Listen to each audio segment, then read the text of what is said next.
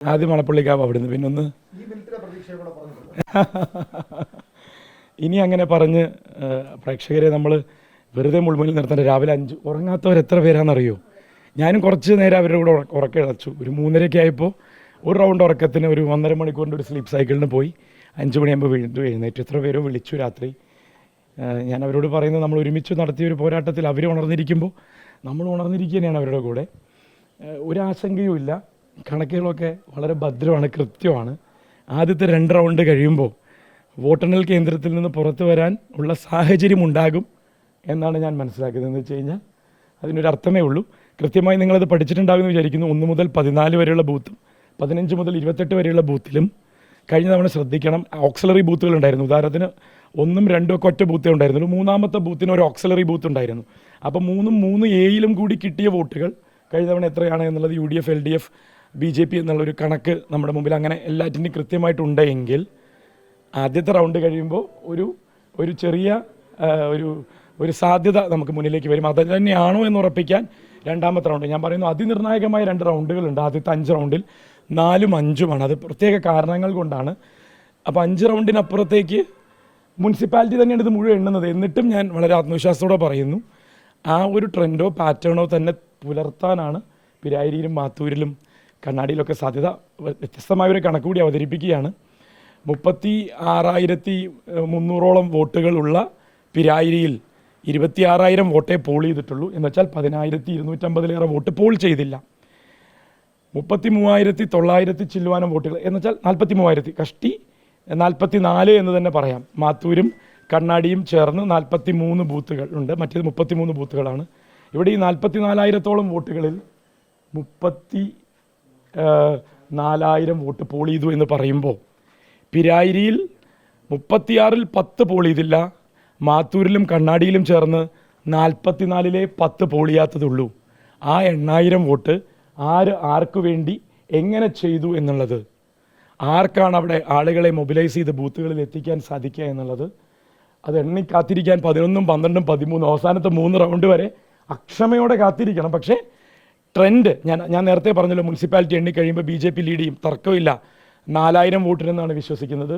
അത് 6,000 ആയാലും, ഞാനിത് ആദ്യമായിട്ട് പ്രേക്ഷകരോട് പറയുന്നു, 8,000 ആയാലും BJPയുടെ തൊട്ടുപുറകിൽ LDF ആയിരിക്കും. ഇനി ഒന്നുകൂടി പറയുന്നു, അവിടെ ഒരു 1,000, 1,500 വ്യത്യാസത്തിൽ UDFൻ്റെ പുറകിൽ പോയാൽ പോലും ഇത് മറികടന്ന് 13ാമത്തെ റൗണ്ടും കഴിഞ്ഞ് 14ാമത്തെ റൗണ്ടിൽ 179, 180 2 മെഷീനുകളുണ്ട്.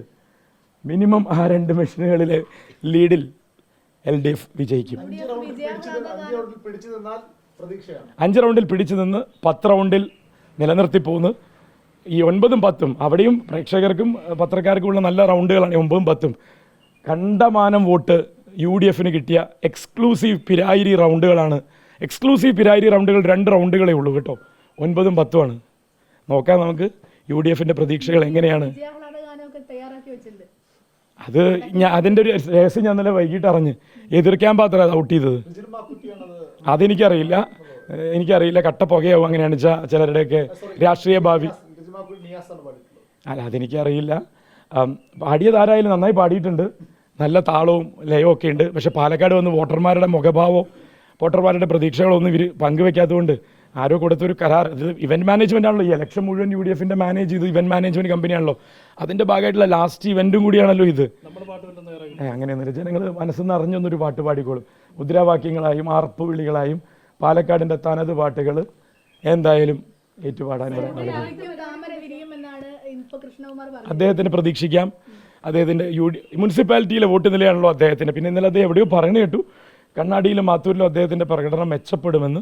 ഈ ശ്രീധരനേക്കാൾ എന്തായാലും മെച്ചപ്പെടാൻ ഒരു പ്രകടനം അവിടെ 2 സ്ഥലത്തും ഇല്ല. അപ്പോൾ അതുകൊണ്ട് തന്നെ അവിടെയൊന്നും, പക്ഷെ ആ പ്രകടനം പോലും എത്തുമെന്ന് അദ്ദേഹം പ്രതീക്ഷിക്കുകയും വേണ്ട. അവിടേക്ക് എത്തുകയുമില്ല. നമുക്ക് ജയിച്ചു കയറാനുള്ള ഇപ്പം മണപ്പുള്ളിക്കാവിലൊന്ന് പോകണം. അവിടെ അതിപ്പോൾ സൂര്യൻ ഉദിച്ച് കഴിഞ്ഞില്ലേ, ഇനിയിപ്പോൾ അത് ചുവപ്പാവോ അല്ലെങ്കിൽ ആ കളറിൽ തന്നെ ഉദിക്കണമെന്ന് നിർബന്ധം നമ്മൾ പറയാൻ സൂര്യനോട് പറ്റില്ല. പക്ഷെ ജനാധിപത്യ പാലക്കാടിൽ ഒരു പുതിയ സൂര്യോദയം ഉണ്ടാകും. പ്രത്യേകിച്ചൊന്നുമില്ല. 11 മണിയോടുകൂടി 14 റൗണ്ടല്ലേ ഉള്ളത്. 13 പൂർണ്ണ റൗണ്ടും പിന്നെ 2 മെഷീനുമാണുള്ളത്.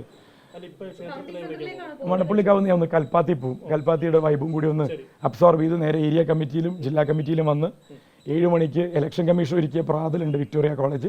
കൗണ്ടിംഗ് ബൂത്തിലേക്ക് 7 മണി മുതൽ 8 മണി വരെ കൗണ്ടിംഗ് ബൂത്തിലുണ്ടാകും. ഇപ്പോൾ ഒരു 20 മിനിറ്റ് വീതം AC-യിലും DC-യിലും ഒക്കെ ഉണ്ടാവും.